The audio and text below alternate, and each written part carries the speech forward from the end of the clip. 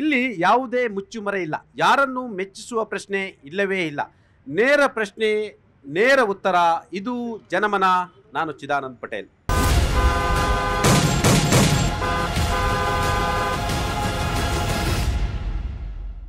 ಕರ್ನಾಟಕದ ಬಜೆಟ್ ಗಾತ್ರ 4,09,00,000. ಕರ್ನಾಟಕದ ಬಜೆಟ್ ಈ ಬಾರಿ ಒಳ್ಳೆ ಬಜೆಟಾ ಕೆಟ್ಟ ಬಜೆಟಾ ಅದು ಮುಖ್ಯ ಅಲ್ಲ. 7 ಕೋಟಿ ಜನರನ್ನು ಒಟ್ಟಿಗೆ ಕೊಂಡೊಯ್ಯುವ ಬಜೆಟ್ ಆಗಬೇಕನ್ನೋದು ಚರ್ಚೆ. ಈ ಬಜೆಟ್ನಲ್ಲಿ ಹಲವಾರು ಚರ್ಚೆಗಳು ಆರಂಭ ಆಗಿರ್ತಕ್ಕಂಥದ್ದು. ಒಂದು ಕಡೆ ಪರಿಶಿಷ್ಟ ಜಾತಿ ಮತ್ತು ಪಂಗಡಕ್ಕೆ ಸುಮಾರು 40,000 ಕೋಟಿ ರೂಪಾಯಿ ಹಣವನ್ನು ಮೀಸಲಿಟ್ಟಿರುವಂಥದ್ದು. ಮತ್ತೊಂದು ಕಡೆ ಅಲ್ಪಸಂಖ್ಯಾತರಿಗಾಗಿ 4,700 ಕೋಟಿ ರೂಪಾಯಿಯನ್ನು ಮೀಸಲಿಟ್ಟಿರುವಂಥದ್ದು ಈಗ ದೊಡ್ಡ ವಿವಾದಕ್ಕೆ ಎಡೆ ಮಾಡಿಕೊಟ್ಟಿರುವಂಥದ್ದು.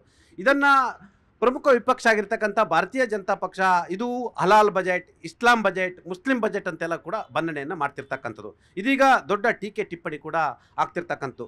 OBC, SC, ST, ಪರಿಶಿಷ್ಟ ಜಾತಿ, ಪರಿಶಿಷ್ಟ ಪಂಗಡ ಮತ್ತು ಸರ್ವ ಜನಾಂಗದ ಶಾಂತಿಯ ತೋಟ ಅನ್ನೋದು ಕಾಂಗ್ರೆಸ್ನ ಮಾತಾಗಿರ್ತಕ್ಕಂಥದ್ದು.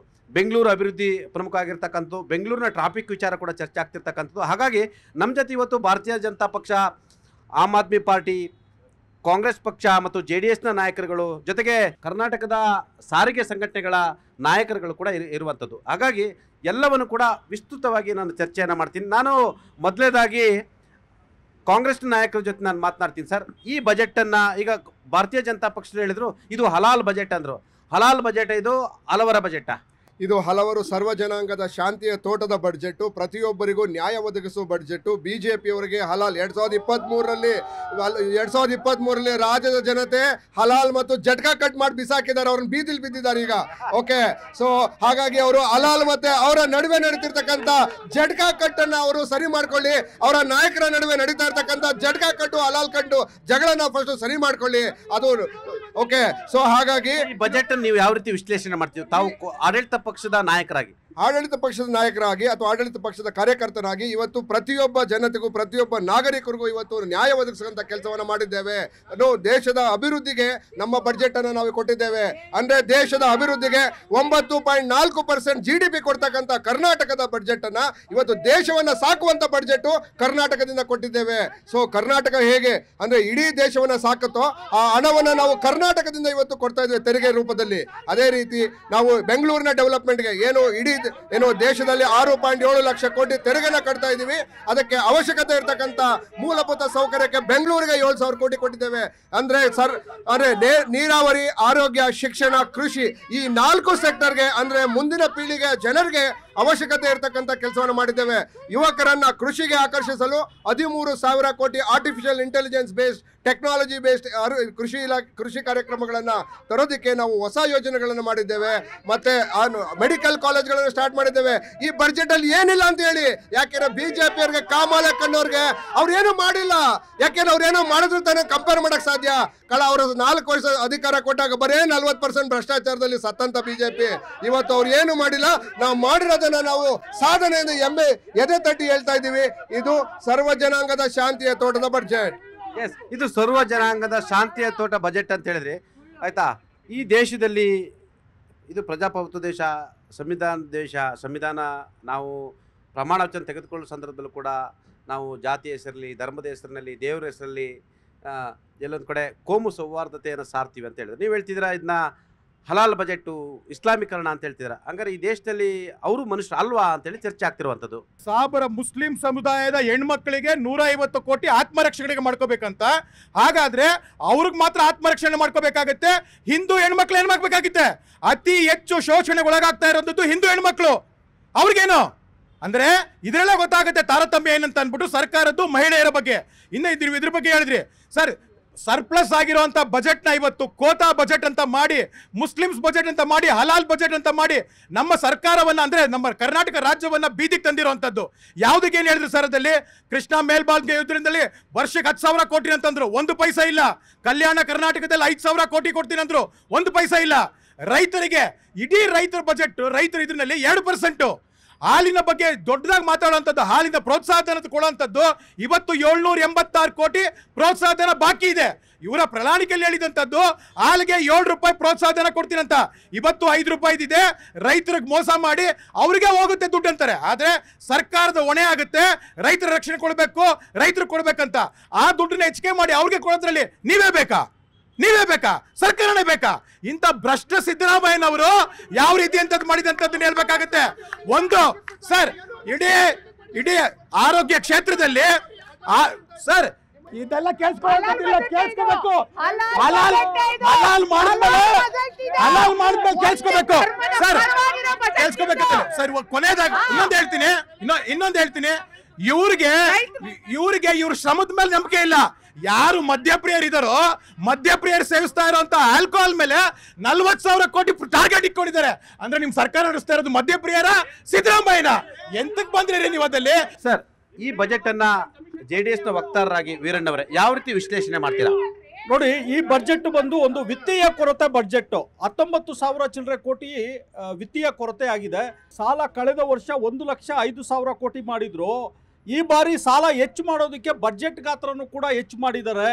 ಸಾಲ ಮಿತಿ ಏನಿದೆ 3% ಒಳಗಡೆ ಸಾಲ, GSDP ಒಳಗಡೆ 3% ಮಿತಿ ಮೀರಬಾರ್ದು. 2.95% ಮಿತಿಗೆ ಬಂದು ಕೂತಿದ್ದಾರೆ. ನಮ್ಮ ಡಾಕ್ಟರ್ಗಳು ಹೇಳ್ತಾರಲ್ಲ ಬಾರ್ಡರ್ ಲೈನ್ ಅಂತ, ಆ ರೀತಿ ಸರ್ಕಾರ ಇವತ್ತು ಆರ್ಥಿಕ ಸ್ಥಿತಿಯಲ್ಲಿ ಬಾರ್ಡರ್ ಲೈನ್ ಬಂದು ತಲುಪಿದೆ. ಸಾಲ ಮಾಡ್ತಾ ಇರೋದಷ್ಟು ಸಾಲ ಈ ಬಾರಿ 1,16,000 ಕೋಟಿ. ಮಾನ್ಯ ಸಿದ್ದರಾಮಯ್ಯ ಅವರು 3,07,000 ಕೋಟಿ ಕೇವಲ 3 ವರ್ಷಕ್ಕೆ ಸಾಲ ಮಾಡಿಟ್ಟಿದ್ದಾರೆ. ಇವತ್ತು ನಮ್ಮ ರಾಜ್ಯದ ಸಾಲ 7,64,000 ಕೋಟಿಗೆ ಬಂದು ತಲುಪಿದೆ. ಯಾವುದೇ ಅಭಿವೃದ್ಧಿ ಕೆಲಸ ಆಗ್ತಾ ಇಲ್ಲ. ಇವರು ಬಜೆಟ್ ಮಾಡಿದ್ರಲ್ಲ, ಕಳೆದ ವರ್ಷ ಬಜೆಟ್ ನ ವಾಸ್ತವ ರೂಪ ನೋಡಿ ಇವರು ಅಂದಾಜು ಮಾಡಿದ್ದೇನು, ಇವತ್ತು ವಾಸ್ತವಿಕ ರಿವೈಸ್ಡ್ ಬಜೆಟ್, ಪರಿಷ್ಕೃತ ಬಜೆಟ್ ಎಲ್ಲಿಗೆ ಬಂದಿದೆ? 80,000 ಕೋಟಿ ಕಡಿತಗೊಂಡಿದೆ ಕಳೆದ ವರ್ಷದ್ದು. ಸರ್ಕಾರಕ್ಕೆ ಇವತ್ತು ಆದಾಯದ ಕೊರತೆ ಆಗಿದೆ. ಆದಾಯ ಬರ್ತಾ ಇಲ್ಲ, ಆದಾಯ ಕ್ರೋಢೀಕರಣ ಮಾಡೋದಕ್ಕೆ ಆಗ್ತಾ ಇಲ್ಲ. ಇವರು ಜನರ ಮೇಲೆ ತೆರಿಗೆ ಬರೆ ಹೊರಿಸಿದ್ರು, ಆದ್ರೆ ಸಾಲ ಮಾಡೋದಕ್ಕೋಸ್ಕರನೇ ಇವರು ಬಜೆಟ್ ಗಾತ್ರನ ಹೆಚ್ಚು ಮಾಡಿದ್ದಾರೆ ಅಷ್ಟೇ. ಅದು ಬಿಟ್ರೆ ಹೌದು, ಸಾಲದ ಸಿದ್ದರಾಮಯ್ಯ ಹೋಗಿ ಇವತ್ತು ಸಾಲದ ರಾಮಯ್ಯ ಆಗಿದ್ದಾರೆ. ಈ ಪರಿಸ್ಥಿತಿ ಇವತ್ತು 19,000 ರೂಪಾಯಿ ಪ್ರತಿ ಪ್ರಜೆ ಮೇಲೆ ಈ ಬಜೆಟ್ ಅಲ್ಲಿ ಸಾಲದ ಹೆಚ್ಚು ಹೊಣೆಗಾರಿಕೆ ಹೊರಿಸಿದ್ದಾರೆ. ಇವತ್ತು ಒಟ್ಟು ಸಾಲದಲ್ಲಿ ನಮ್ಮ ಪ್ರತಿಯೊಂದು ಪ್ರಜೆಗಳಿಗೆ ಲೆಕ್ಕ ಹಾಕಿದ್ರೆ 1 ಲಕ್ಷಕ್ಕೂ ಮೀರಿದ ಸಾಲ ಒಬ್ಬ ಪ್ರಜೆ ಮೇಲಿದೆ ಇವತ್ತು. ಆ ರೀತಿ ಯಾವುದೇ ರಾಜ್ಯ ಮತ್ತು ಕೇಂದ್ರ ಸರ್ಕಾರ ಸೇರಿಯಾ? ರಾಜ್ಯದ್ದು, ಕೇಂದ್ರದಲ್ಲ, ರಾಜ್ಯದ್ದು ಮಾತ್ರ ಇವತ್ತು ಬಜೆಟ್ ಆಗಿರೋದು ರಾಜ್ಯದ, ಕರ್ನಾಟಕ ರಾಜ್ಯದ ಬಜೆಟ್. ಕರ್ನಾಟಕದ ರಾಜ್ಯದ ಬಜೆಟ್ ಬಗ್ಗೆ ಹೇಳ್ತಾ ಇದ್ದೀನಿ. ಇವತ್ತು ಯಾವುದೇ ಅಭಿವೃದ್ಧಿ ಕೆಲಸ ನಡೀತಾ ಇಲ್ಲ. ಮೊದಲು GDP ಗ್ರೋತ್ ಡಬಲ್ ಡಿಜಿಟ್ ಇತ್ತು, 12%, 14% ಬೆಳವಣಿಗೆ ಇತ್ತು ರಾಜ್ಯದ ಆರ್ಥಿಕ ಬೆಳವಣಿಗೆ. ಇವತ್ತು 7% ಬಂದು ನಿಂತಿದೆ ರಾಜ್ಯದ ಬೆಳವಣಿಗೆ. ಇದೇ ರೀತಿ ಆದ್ರೆ ನಮ್ಮ ರಾಜ್ಯ ಏನು GDP ನಲ್ಲಿ 2ನೇ ಸ್ಥಾನದಲ್ಲಿ ಇದ್ವಿ. ಖಂಡಿತವಾಗ್ಲೂ ನಾವು ಆ ರೀತಿ ಮುಂದುವರಿಯೋದಕ್ಕೆ ಆಗೋದಿಲ್ಲ. ಹಾಗಾದ್ರೆ ಸಾರಿಗೆ ಸಂಘಟನೆಗಳ ಮುಖಂಡರಿದ್ದಾರೆ, ಗಣಸಿ ಸದಾನಂದ್ರ ಅವರಿದ್ದಾರೆ. ಸದಾನಂದ್ರ ಅವರೇ, ಬೆಂಗಳೂರು ರಸ್ತೆ ಅಭಿವೃದ್ಧಿ, ಟ್ರಾಫಿಕ್ ಜಾಮು ಇವೆಲ್ಲ ಸಮಸ್ಯೆಗಳ ಪರಿಹಾರಕ್ಕೆ ಬೆಂಗಳೂರಿಗೆ ಈ ಬಾರಿ ಅತಿ ಹೆಚ್ಚು ಅನುದಾನವನ್ನು ಕೊಟ್ಟಿರುವಂಥದ್ದು. ಗ್ರೇಟರ್ ಬೆಂಗಳೂರು ಹೆಸರಿನಲ್ಲಿ ಎಲ್ಲ ಒಂದು ಕಡೆ ಸೆಟ್ರೇಟ್ ಮಾಡ್ಲಿಕ್ಕೆ ಹೇಳಿರುವಂಥದ್ದು. ಈಗ ನೀವು ಮಾತಾಡಿ ಸಾಕು. ಈ ಬಾರಿ 10 ಪೂರ್ವಭಾವಿ ಸಭೆಯಲ್ಲಿ ನಮ್ಮ ಚಾಲಕರ ಸಂಘಟನೆಗಳಿಂದ 10 ಬೇಡಿಕೆ ಇಟ್ಟಿರೋದು. ಕನಿಷ್ಠ ಪಕ್ಷ ಇವರು ಸೌಜನ್ಯಕ್ಕೆ, ಇವರು ಯೋಗ್ಯತೆಗೆ ಒಂದೇ ಒಂದು ಬೇಡಿಕೆ ನಮ್ಮ ಚಾಲಕರ ಪರವಾಗಿ ಮಾತಾಡಲಿಲ್ಲ, ಒಂದು ಬಜೆಟ್ನಲ್ಲಿ ಘೋಷಣೆ ಮಾಡಲಿಲ್ಲ. ತಿರುಪತಿ ನಾಮನ ಅಡ್ಡಡ್ಡ ಇಕ್ಕಾದ್ರ ಈಗ ಉದ್ದುದ್ದ ಇಕ್ಬಿಟ್ಟಿದ್ದಾರೆ ನಮಗೆ. ಇದು ಹೈಯೆಸ್ಟ್ ನಾವು ತೆರಿಗೆ ಕಟ್ಟೋದು ನಾವು 4.9 ಕೋಟಿ. ನೀವು ಅದರಲ್ಲಿ ಕನಿಷ್ಠ ಪಕ್ಷ ಸೌಜನ್ಯಕ್ಕಾದರೂ ಈ ಪುಸ್ತಕದಲ್ಲಿ ಸಾರಿಗೆ ಕಾಣಿಸ್ತಿಲ್ವ? ಮಾನ್ಯ ಸಿದ್ದರಾಮಯ್ಯನವರೇ, ಸಾರಿಗೆ ಸಚಿವರು ದೇವ್ರ ತರ ಕೂತ್ಕೊಂಡು 10 ನಿಮಿಷ ಬಜೆಟ್ ಅಲ್ಲಿ ಕೂತ್ಕೊಂಡಿಲ್ಲ. ಅವ್ರಿಗೆ ಗೊತ್ತಾಯ್ತು ಯಾವ ಮಾಧ್ಯಮದಲ್ಲಿ ಸುಮಾರು ಕೂತ್ಕೊಂಡ್ರೆ ಯಾವ ಬೇಡಿಕೆ ಒಂದೇ ಒಂದು ಬೇಡಿಕೆ ತೋರಿಸ್ರಿ, ಈ ಬಜೆಟ್ ಅಲ್ಲಿ ಒಂದು ಬೇಡಿಕೆ ತೋರಿಸ್ರಿ. ನಮ್ಮ ಚಾಲಕರ ಮೇಲೆ ತಲೆ ಮೇಲೆ ಬಟ್ಟೆ ಹಾಕ್ಬಿಟ್ಟು ನೋಡಿ ತಲೆ ಮೇಲೆ ಹಾಕ್ಬಿಟ್ಟು ಸರ್ಕಾರ, ನಿಮ್ಮ ಸರ್ಕಾರಕ್ಕೆ ಧಿಕ್ಕಾರ, ನಿಮ್ಮ ಸರ್ಕಾರಕ್ಕೆ ಧಿಕ್ಕಾರ. ಸಾರಿಗೆಯಿಂದ 1,00,000 ಕೋಟಿ ಆದಾಯ ತಗೊಂತೀರಾ, ಖಾಸಗಿ ಚಾಲಕರಿಗೆ ಹೊಟ್ಟೆ ಹೊರಿಸ್ತಾ ಇದ್ದೀರಾ. ಯಾವ್ದು ಒಂದ್ ಸಿಟಿ ಒಂದ್ ರೇಟು ಅದು ಕೊಡ್ಲಿಲ್ಲ, ಬಜೆಟ್ ಅಲ್ಲಿ ಏನು ಕೊಡ್ಲಿಲ್ಲ.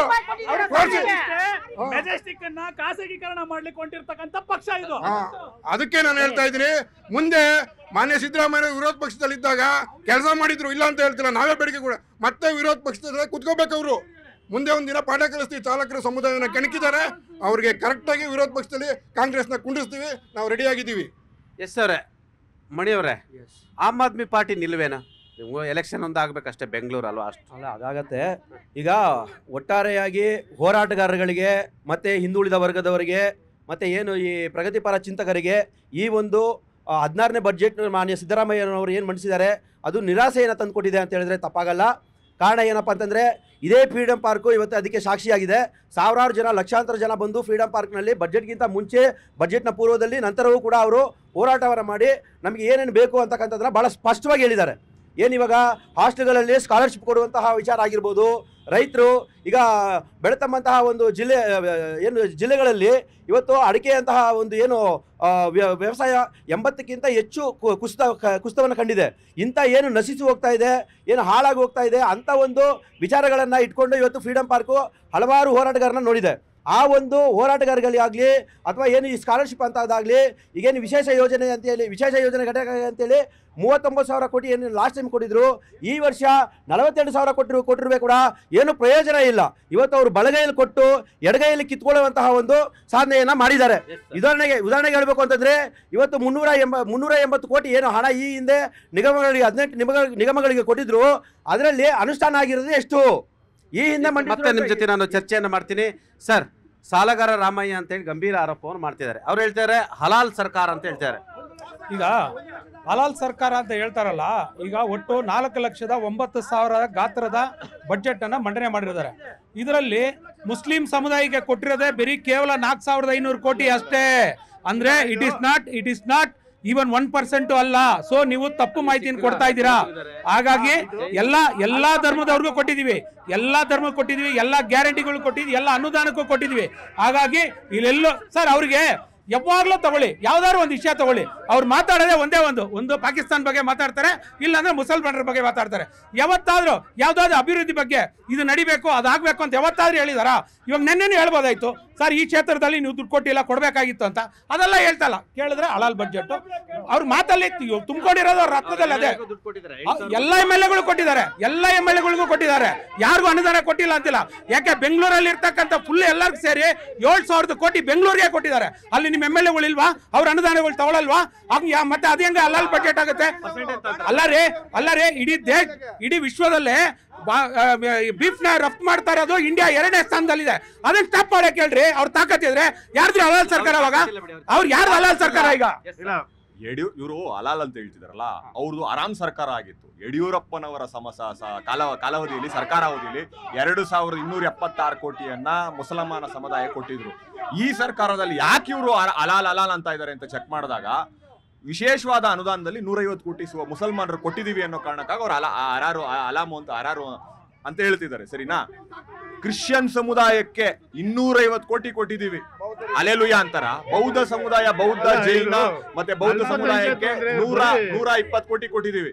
ಅದೆಲ್ಲ ಕಾಣಲ್ವಾ ಇವ್ರಿಗೆ? ಮುಸಲ್ಮಾನರು ಮಾತ್ರ ಕಾಣ್ತಾರಲ್ಲ ಇವ್ರಿಗೆ. ಯಾಕೆ ಬೇಡವಾ? ಓಟ್ ಬೇಡವಾ? ಹೇಳ್ಬಿಡಿ ಸರ್, ಓಟ್ ಬೇಡವಾ? ಇವ್ರದೇ ಲೆಕ್ಕಾಚಾರ ಸರ್ಕಾರಿ ಲೆಕ್ಕದ ಪ್ರಕಾರ ಹೆಚ್ಚು ಕಡಿಮೆ 70 ಲಕ್ಷ ಇದಾರೆ ಅಂತ ಸದ್ಯಕ್ಕೆ. ಅಫಿಷಿಯಲ್ ಅಲ್ಲ, 70 ಲಕ್ಷ ಅಂತಿದ್ದಾರೆ. ಆ ಜನಸಂಖ್ಯೆಗೆ ಅಷ್ಟು ಕೊಡೋದ್ ಬೇಡವಾ?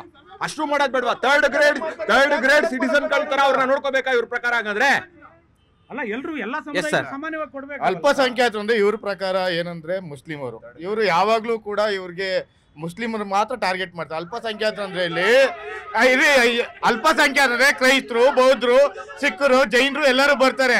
ಎಲ್ಲರ ಏಳಿಗೆಗೋಸ್ಕರನು ಕೊಟ್ಟಿದ್ದಾರೆ. 43,000 ಕೋಟಿಗಳನ್ನ 43,000 ಕೋಟಿನ ದಲಿತರಿಗೋಸ್ಕರ ಎತ್ಮಡಗಿದ್ದಾರೆ. ಮೊದಲು ಇದನ್ನ ಓದಿ, ನೀವು ಬಜೆಟ್ ಪುಸ್ತಕ ಓದಿ. ಇವ್ರ ಪ್ರಕಾರವಾಗಿ ಯಾವಾಗ್ಲೂ ಕೂಡ ಮುಸಲ್ಮಾನರು ಇವರು ಟಾರ್ಗೆಟ್ ಮಾಡೋದು. ಎಲ್ಲಾರ್ಗು ಕೂಡ ಸಮಬಾಳು ಅಂತೇಳಿ ನಮ್ಮ ಸರ್ಕಾರ ಏನಿದೆ 16ನೇ ಬಜೆಟ್ ಕೊಡ್ತಾ ಇರುವಂತ ಸಿದ್ದರಾಮಯ್ಯನವರು ಎಲ್ಲರಿಗೂ ದಲಿತ ಸಮುದಾಯಕ್ಕೋಸ್ಕರ 43,000 ಕೋಟಿಗಳನ್ನ ಎತ್ಮಡಗಿದ್ದಾರೆ. ದಯವಿಟ್ಟು ನೀವು ಇದನ್ನ ಓದ್ಬೇಕು, ಬಜೆಟ್ ನ ಓದ್ಕೊಂಡ್ ಬರ್ಬೇಕು. ಆಮೇಲೆ ಇರಿ ಬ್ರದರ್, ನಾನು ಆನ್ಸರ್ ಮಾಡ್ತೀರಿ. 43,000 ಕೋಟಿಗಳನ್ನ ದಲಿತರಿಗೋಸ್ಕರ ಎತ್ಮಡಗಿದ್ದಾರೆ. ಕಲ್ಯಾಣ ಕರ್ನಾಟಕ ಕೊಟ್ಟಿದ್ದಾರೆ. ಕರ್ನಾಟಕದ ಸರ್ವಾಂಗ ಅಭಿವೃದ್ಧಿಗೋಸ್ಕರ ಎಲ್ಲದಕ್ಕೂ ಕೊಟ್ಟಿದ್ದಾರೆ. ಯುವಕರು ಕೊಟ್ಟಿದ್ದಾರೆ, ರೈತರು ಕೊಟ್ಟಿದ್ದಾರೆ, ಮಹಿಳೆಯರು ಕೊಟ್ಟಿದ್ದಾರೆ. 53,000 ಕೋಟಿ ಮಹಿಳೆಯರು ಮತ್ತೆ ಯುವಕರಿಗೋಸ್ಕರ ಗ್ಯಾರಂಟಿಯಲ್ಲಿ ಎಲ್ಲ 53,000 ಕೋಟಿನೂ ಕೂಡ ಕೊಟ್ಟಿದ್ದೀವಿ. ನಿಮಗೂ ಬೇಕಾದ್ರೆ ಹೇಳಿ, ಬಿಜೆಪಿಯವರು ಹೊಟ್ಟೆ ಹೊರ್ಕೊಳಕ್ ಟ್ರೀಟ್ಮೆಂಟ್ ದುಡ್ಡು ಬೇಕಂದ್ರೆ ಹೇಳಿ, ಅದನ್ನು ಕೊಡ್ತೀವಿ, ಕೊಡಿ, ಅದಕ್ಕೂ ಅನುದಾನ ಕೊಡ್ತೀವಿ. ಏನ್ರಿ ನಾನು ಅವ್ರಿಗೆ ಒಂದೇ ಹೇಳ್ತೀನಿ, ನಿಮಾನ್ಸ್ 2 ಕೊಟ್ಟಿದ್ದಾರೆ. ಎಲ್ಲಿ? ಕೊಪ್ಪಳ ಕಡೆ ಎಲ್ಲ. ಫಸ್ಟ್ ಒಂದ್ ನಿಮಿಷ ಸರ್, ಅವ್ರು ಆಯ್ಕೆ ಮಾಡ್ಕೊಂಡಿರೋಂಥದ್ದು 2 ನಿಮ್ಯಾನ್ಸ್ ಕೊಟ್ಟಿದ್ದಾರೆ. ಒಂದು ಸಿದ್ದರಾಮಯ್ಯ ಮೈಸೂರಲ್ಲಿ, ಒಂದು ಕಲಬುರಗಿಯಲ್ಲಿ ಮಲ್ಲಿಕಾರ್ಜುನ್ ಖರ್ಗೆ, ಪ್ರಿಯಾಂಕಾ ಗಾಂಧಿ. ನಾನು ಅಲ್ಲ ಸರ್,